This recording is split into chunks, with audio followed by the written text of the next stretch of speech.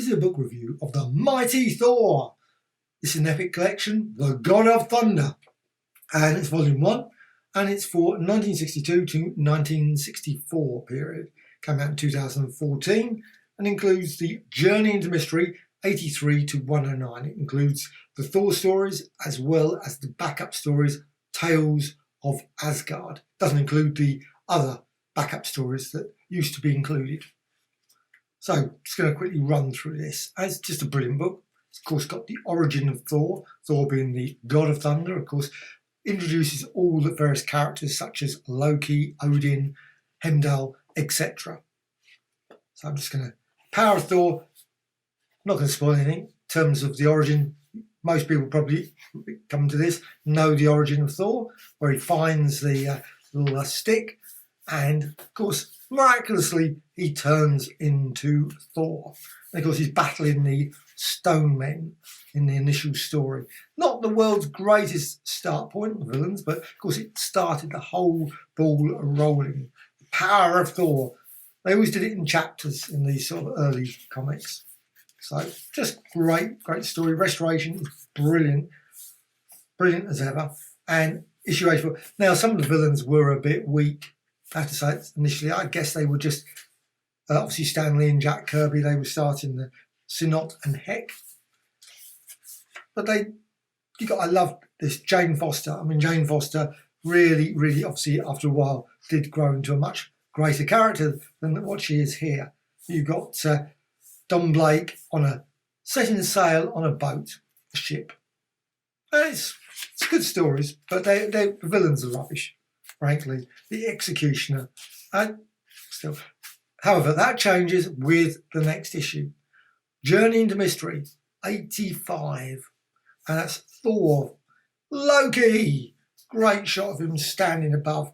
You can see take these other journeys into the mystery in this great issue, and there's a couple of others included. But Loki comes in, and, well, obviously, Thor, for some weird reason, knows some things about Asgard, etc., etc. You know some things about Loki, but clearly not probably everything.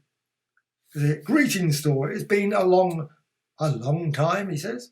And then, of course, Loki, at least he knows him once he appears. And then he has to give us a quick little bit. The fact he's a Norse god, obviously like Thor. The mischief. Now, it's a brilliant book. It's really worth getting. If you're into Loki, it's the Joanne Harris has done books on Loki, and they are brilliant. That just covers whole heaps of Norse legends and just superb books. Anyway, Loki turns up, of course, a lot later. He's a regular occurring villain, and it's fine. But I must admit, I love this one. Tomorrow Man. Now, he doesn't sadly turn up as much as he should have done, maybe. You know, he's reasonable, but of course, clearly superseded by Kang. I guess he was the early pre-runner to Kang, but he's the guy obviously from the future. And you've got script in it, Larry Lieber, and art by Jack Kirby. I really love that story. Really love Tomorrow Man. Another fairly dull story, but brilliant artwork. The cover, just beautiful red. You've got The Prisoner of the Reds, and great yarn. Again, Loki turns up again. And Vengeance of Loki. And I love that one where he turns everyone into negatives. Just, you've got to go in the street. Everyone's negative. We've turned into nothing. That kind of thing. And then you've got another. See, there seems to be a cycle here. We've got Thunder God and the Thug. Couldn't bother giving him a name. Thug. But it's a good story, though. All the same. I love the way he changes in front of people. We can't see. Oh, he's turned. Oh, there's Thor. That's strange, but wasn't. Oh, he's just disappeared. He's just gone off somewhere else. Didn't anyone put two and two together? But then again, Superman and Clark Kent. Too easy. Like most things, I suppose, isn't it? Carbon Copy Man. Brilliant. Now, I loved this one when it first came out. When it back in the 60s. Brilliant. This is a really weird bit of art as well, because it's slightly different. Al Hartley.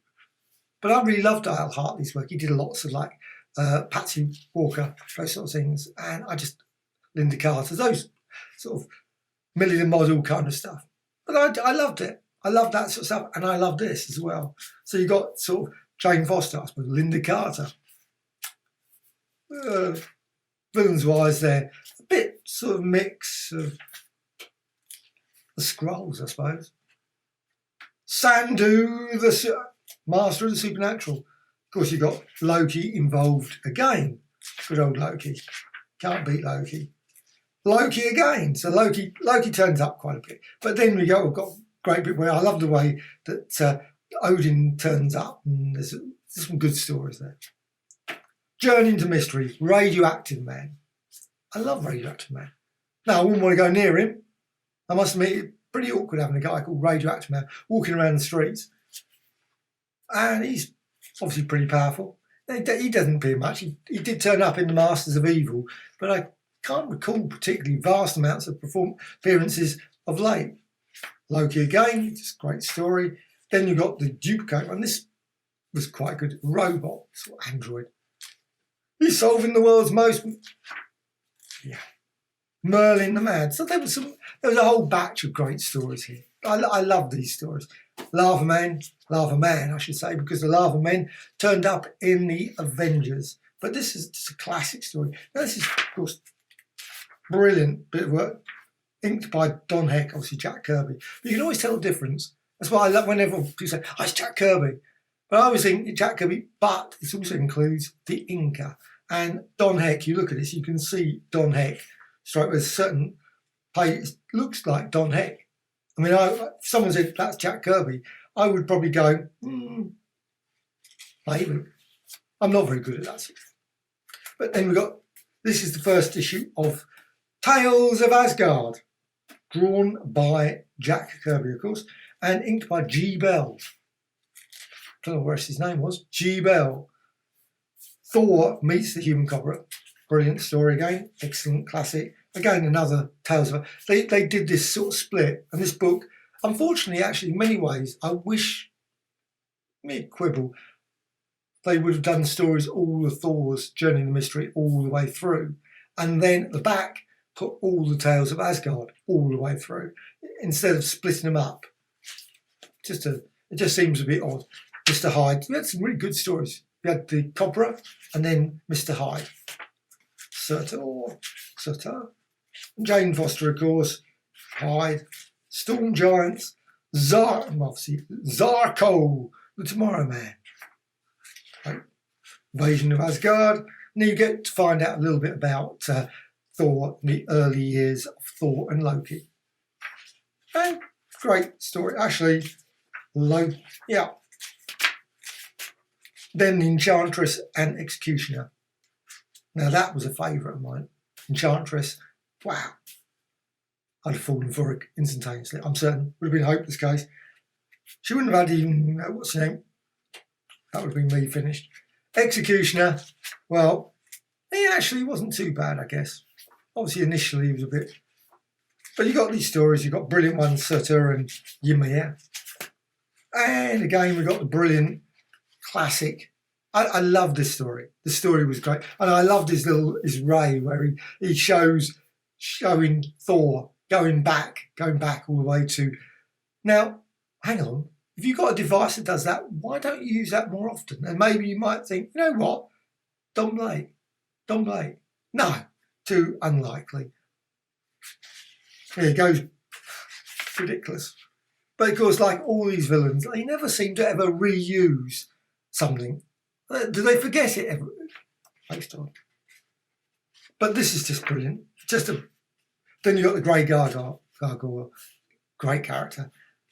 I love that with the guy turns him into stone for an hour.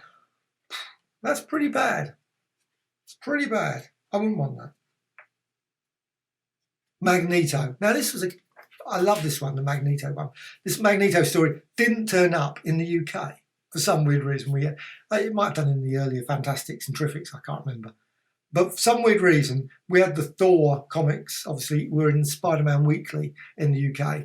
And this one, the Magneto one, probably because of the X-Men in it and Magneto, they, for some weird reason, didn't include it. I could never understand that. Why not? Just put a little blurb at the start. this group is going to come along later. But no, we always just had to have the story would go missing. Maybe that wasn't the reason, but it just baffled me anyway. Anyway, you've got some very few extras. There's a little bit, it's a couple of inked pages, etc. Something that's been repeated in another book. And I love this one. I love these ads where it's a full swing of ads. You've got Patsy Walker, Kid Colt, etc. Tales to Astonish, Two Gun Kid, Millie, etc. So great, brilliant, brilliant book. This is, if you're into Thor, it's got about 460 pages of classic 1960s Thor. Brilliant.